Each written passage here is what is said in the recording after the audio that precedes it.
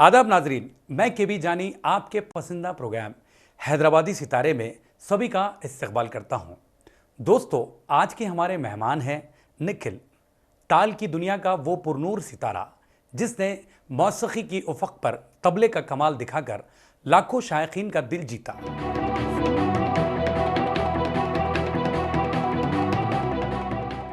Social media में अपने तबले की थाप का कमाल डिजिटल अंदाज में पेश करके बहुत ही कम अरसे में यूट्यूब चैनल के जरिए लगभग 5 लाख सब्सक्राइबर बनाए।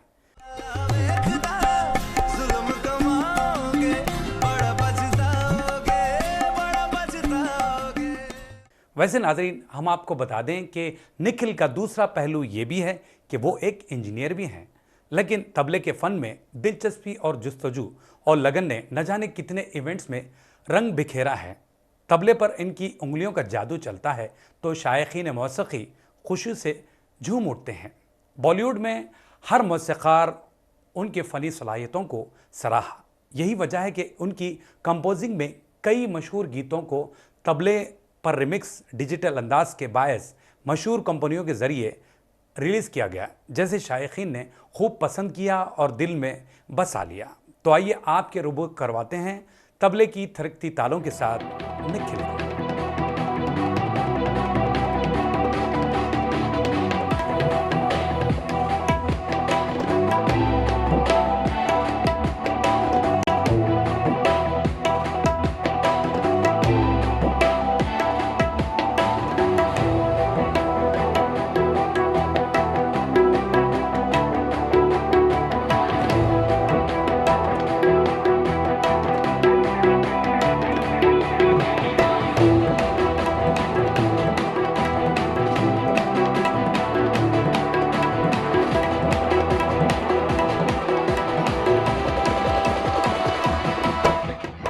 आपका बहुत बहुत इस्तकबाल किया जाता है हमारे इस प्रोग्राम में। निखिल, वैसे कैसा लग रहा है आज हमारे साथ रूबरू होते हुए? सबसे पहले तो मेरा प्यार भरा नमस्कार सभी को। आज इस हैदराबाद सितारे सियासत का हिस्सा होकर मुझे बहुत बेहद खुशी हो रही है। और इस सीरीज़ को मैंने काफ़ी आर्टिस्ट को देखा इस सीरीज़ में। जी, उनको देखते आया हूँ और आज बहुत लकी फील कर रहा हूँ कि मैं आपके सामने आज हूँ इस स्टेज पर। क्या बात है। अच्छा निखिल, हमें ये बताइए कि ये इसकी जो शुरुआत हुई जी, वो किस तरह? तो मैं तबला शुरू किया था जब मैं था 5 साल का। मेरी माँ ने मेरे को इंट्रोड्यूस करवाया था तबले से। एक छोटा स्टोरी है उसके पीछे कि मेरे डैड कोई ऐसी धुन गाते थे। अच्छा। तो मैं ऐसे कोई टेबल लेकर या कोई बॉक्स लेकर मैं शुरू हो जाता था उसके। अच्छा।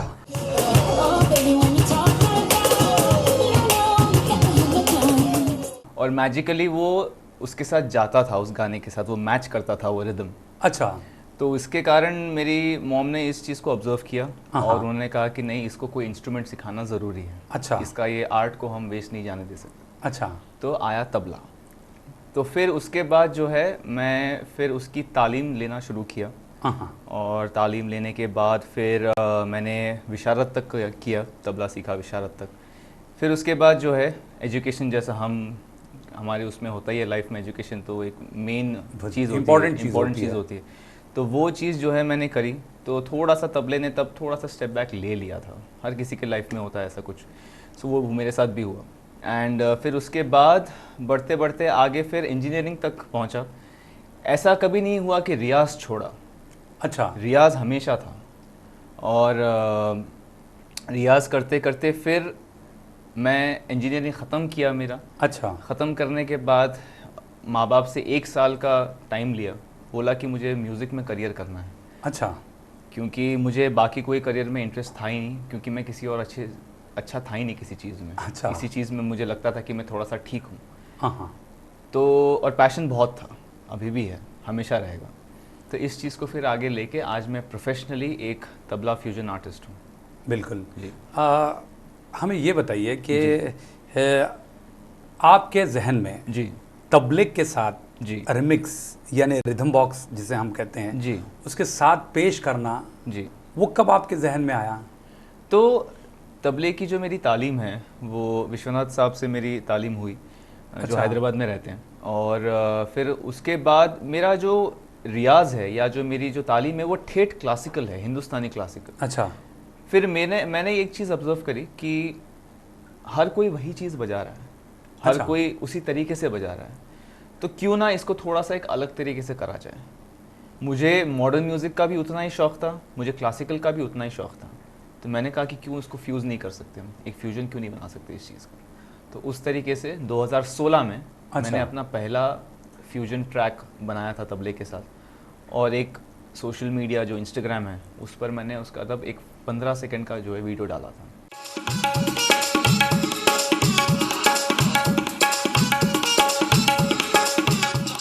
उसके बाद जो है फिर मुझे जिस तरीके का रिस्पांस मिला, उसने मुझे एक एनकरेजमेंट दिया कि नहीं चलो कुछ ऐसा हो भी सकता है, something like this can exist. इसीलिए फिर मैंने उस चीज़ को आगे लेता गया मैं। क्या बात है जी। हाँ, वैसे शायकीन मौसीकी जी यानी संगीत के चाहने वालों के लिए जी ये एक नई पहल रही जी, जिसे लोगों ने आपको बहुत ज़्यादा अप्रिशिएट किया, लोगों ने इतना प्यार दिया जी। तो आपको यकीन था कि ये चीज़ चल पड़ेगी, मैं जो बना रहा हूँ, मैं जो पहल कर रहा हूँ? यकीन आज भी नहीं होता। कोई वीडियो डालता हूँ, कोई अगर कोई चीज़ को ट्राई करता हूँ तो यकीन नहीं होता है, एक कोशिश होती है। अच्छा। भरोसा सारा ऊपर वाले पे है, एक कोशिश, और अपनी कोशिश पे और अपने हार्डवर्क पे भरोसा है।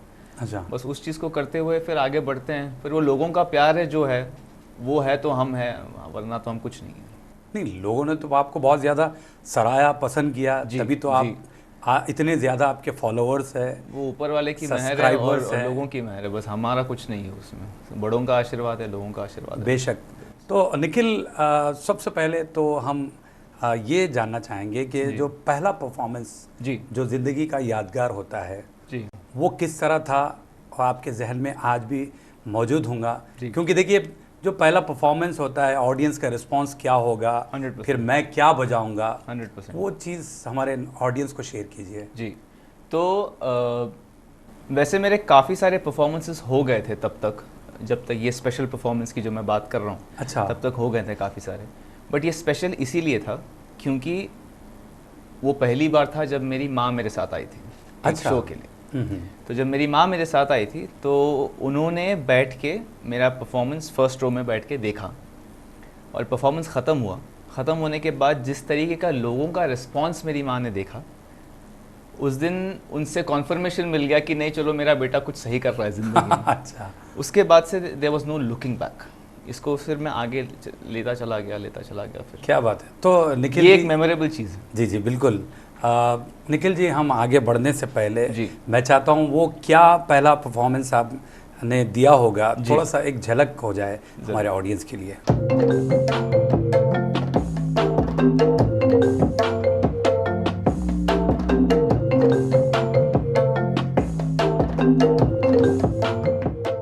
क्या बात है, बहुत ही ज़बरदस्त परफॉर्मेंस। फिर आपके मम्मी ने आपको सर्टिफिकेट दे ही दिया कि भाई आज मेरा लड़का इतना ज़बरदस्त परफॉर्म कर रहा है, लोग भी अप्रिशिएट कर रहे हैं। जी।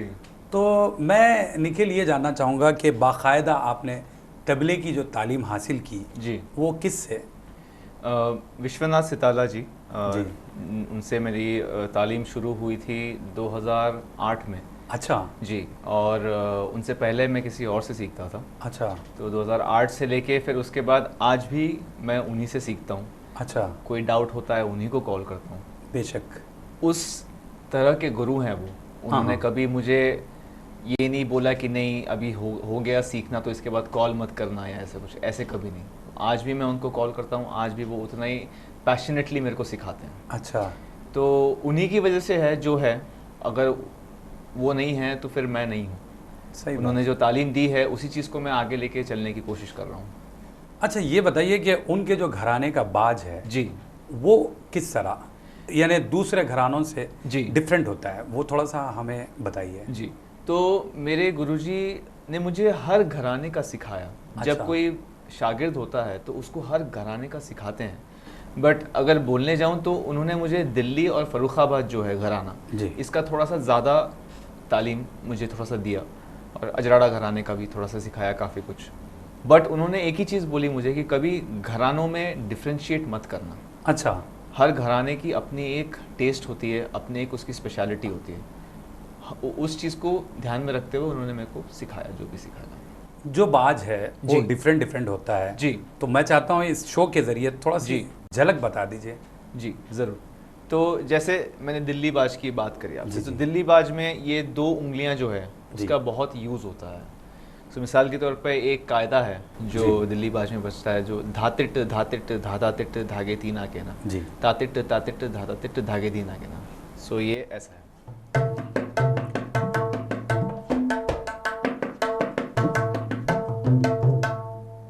क्या ये एक हो गया। और फिर हो गया अजराड़े का। अजराड़े का तो कॉम्पोजिशन कुछ ऐसा है, धागे ना धात्र गिरधित धागे ना धात्र गिरधिन्ना के तिन्न तिन्ना के ना, ताके ना तात्र गिरधित ताके ना धात्र गिरधिन्ना के धिन्न तिन्ना के ना।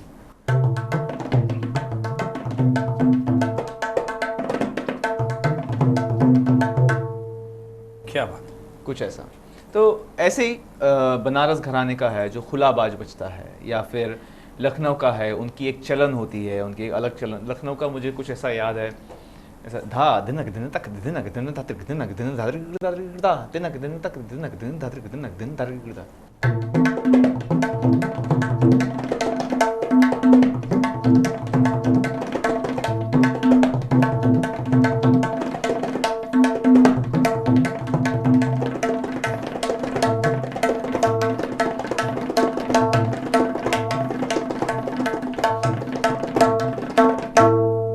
क्या बात है। कुछ ऐसे ही।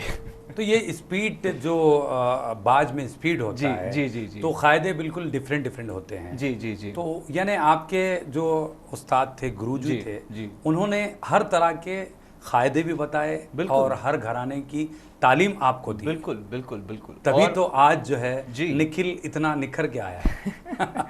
बस एक चीज़ होती है जो हमारे लोगों में है कि डिफ्रेंशिएट बहुत करते हैं घरानों के बीच में, ख़ास तौर पे तबलीग। अच्छा। उनको ऐसा लगता है कि उनका घराना अच्छा है, इनका घराना उतना ख़ास नहीं है। ये सोच है लोगों में, आज भी है, पहले बहुत थी, आज भी है लोगों में ये सोच। बट हमारे गुरु ने ऐसा कभी हमको सिखाया नहीं। उन्होंने एक ही चीज़ बोली, तबला सरस्वती माँ है, पूजा करो, इसको वर्शिप करो, सब एक ही है। क्या बात है। जी। अच्छा, ये बताइए कि आपके जो गुरु थे वो जी। सिर्फ एक ही गुरु रहे जी। या और भी आपने बहुत सारे उस्तादों से तालीम हासिल की? जी। तो उनका जो स्टाइल था जी सिखाने का, जी। वो अगर आप बताना चाहें तो हमारे नाज़रीन को बताइए। ज़रूर।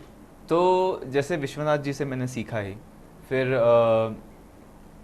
आनंद बदामीकर जो हैं वो सोलापुर में रहते हैं, उनका भी आशीर्वाद है।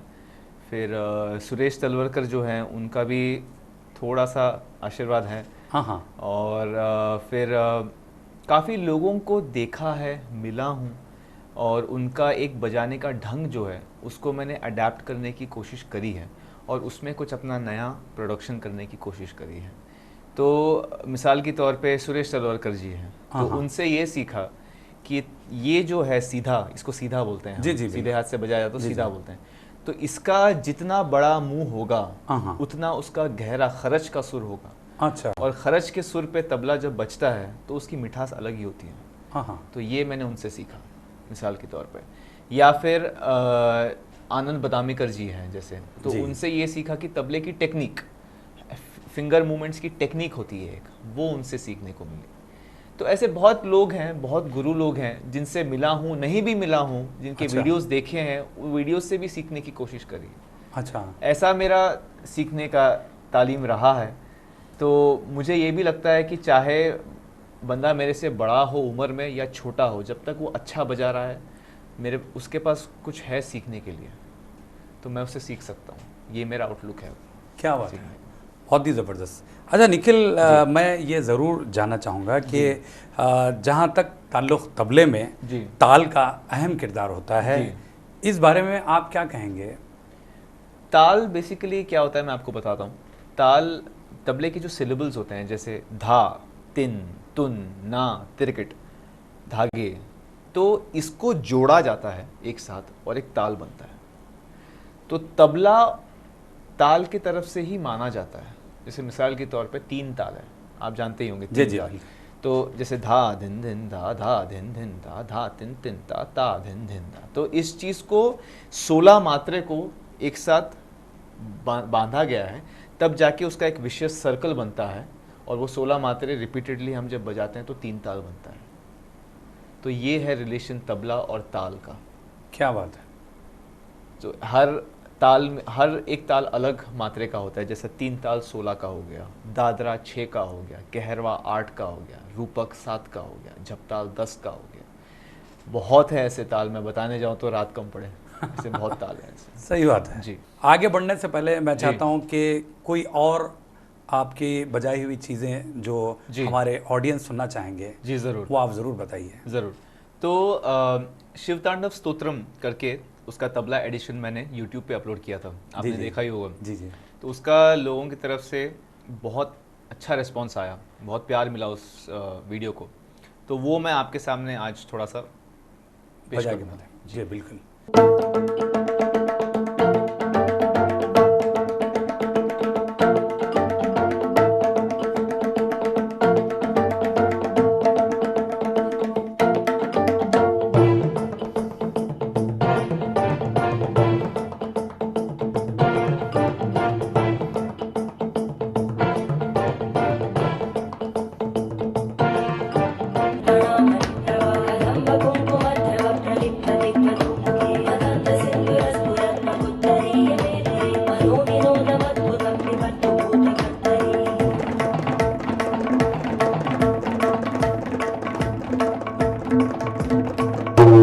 बहुत अच्छा आपने कंपोज किया है। Thank you, thank you. तो मैं चाहता हूँ यहाँ पर थोड़ा सा हम ब्रेक लेंगे। जी ज़रूर, ज़रूर। तो नाजरीन आप कहीं जाइएगा नहीं, मिलते हैं एक मुख्तसर से वक्फे के बाद।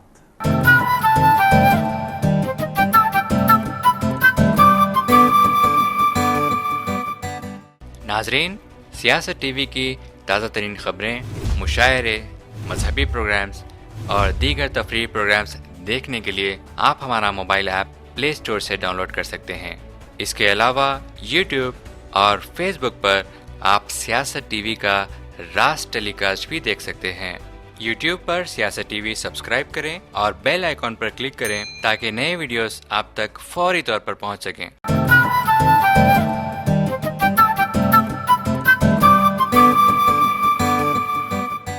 वक्फे के बाद आप सभी का हम खैर मकदम करते हैं।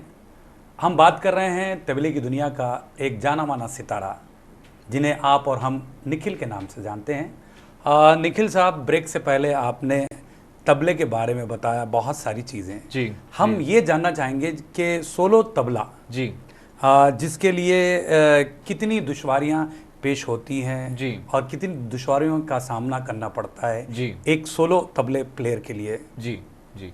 तो बेसिकली सोलो आर्टिस्ट बनना थोड़ा सा मुश्किल है, जिसको हम इंडिपेंडेंट आर्टिस्ट बोलते हैं या सोलो आर्टिस्ट बोलते हैं, क्योंकि जब सोलो होता है तो उतना attention grabbing power of the audience जिसको हम बोलते हैं वो एक बंदे में होना चाहिए। वो एक सबसे पहली चीज़ है। तेरी मिट्टी में मिल जावा, गुल बन के मैं खिल जावा, इतनी सी है दिल की आरज़ू। दूसरी चीज़, आप में उतना नॉलेज होना चाहिए कि आप जो बजा रहे हैं वो लोगों तक कन्वे हो रहा है ठीक से या नहीं हो रहा है।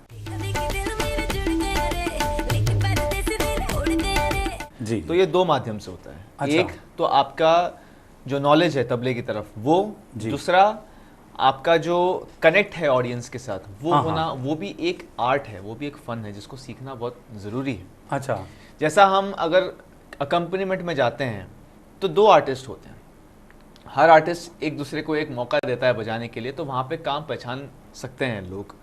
बट जब सोलो होता है तो सारा रिस्पॉन्सिबिलिटी एक आदमी पे होता है, वहाँ जाके सब मुश्किल हो जाता है। अब मैं भी जो कर रहा हूँ वो सोलो ही है। सही बात है। अगर आप देख रहे हैं एक तरीके से तो सोलो ही है। तो मैंने वो मुश्किलात पहले की थी फेस, बट अभी सब कुछ इजी हो गया है क्योंकि उतना एक्सपीरियंस हो गया है अभी। सही बात है जी। अच्छा निखिल, वैसे तो हम देखते हैं कि जो तबला प्लेयर होता है सिर्फ तबले की हुनर बताता है जी, लेकिन एक और क्वालिटी आप में है जी। हमारे ऑडियंस को बता दूं कि आप कंपोज़र के साथ साथ एक बहुत अच्छे गुलकार भी हैं, सिंगर भी है। जी, जी, तो जी। मैं चाहता हूं कि हमारे ऑडियंस भी जी। आपकी वो झलक ज़रूर देखें कि आप गाने के साथ साथ बजाते भी हैं। जी जी बिल्कुल बिल्कुल। ये मोह के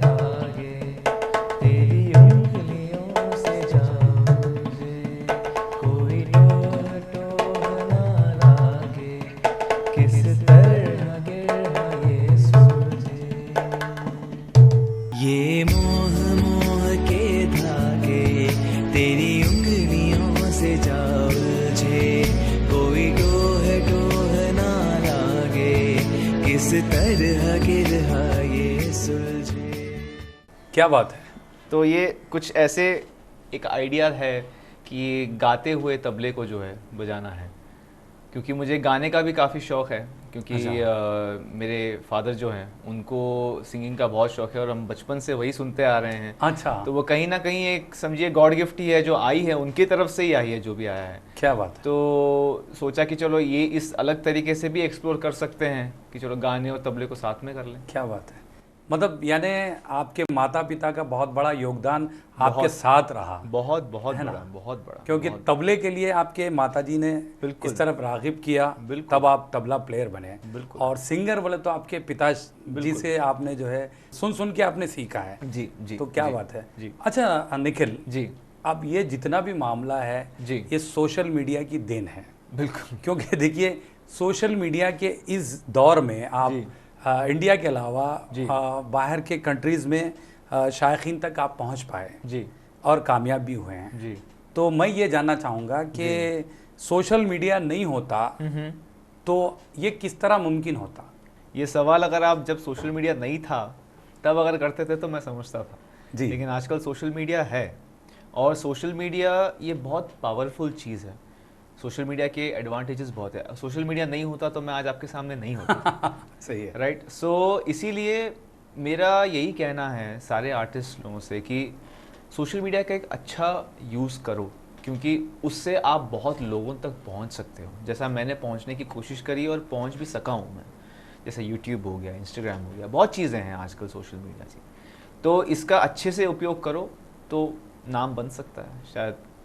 क्या बात है।